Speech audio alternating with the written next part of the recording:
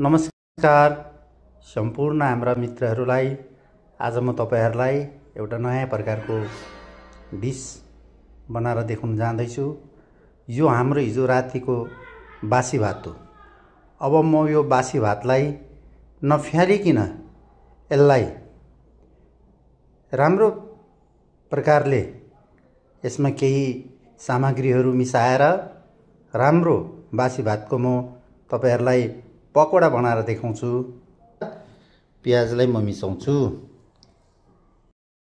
यसरी अब फेरि म बासी भातमा प्याज सँगसँगै सानो सानो हरियो खुर्सानी यसरी सानो टुक्रोमा काटेर यसमा मिसाइदिएको छु।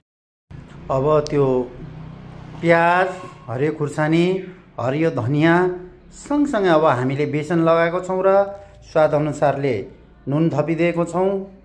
अब यसलाई म मजाले मुस्छु, मिक्स गर्छु। त्यसपछि यसलाई फेरि म बनाएर तपाईहरुलाई देखाउँछु।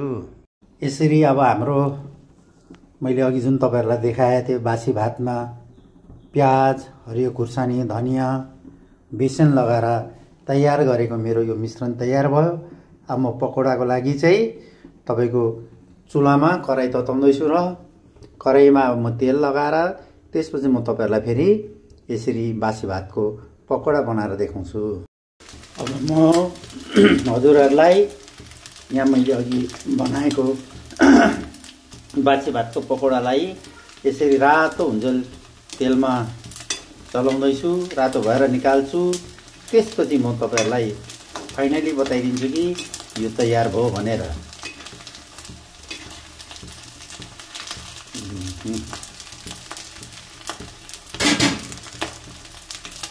जुन बासी भातको पकोडा बनाएको थियो त्यो अलरेडी बनिसकेर म मेरो विशेषलाई खुवाउँदैछु। कस्तो लाग्यो उहाँले प्रतिक्रिया दिनु।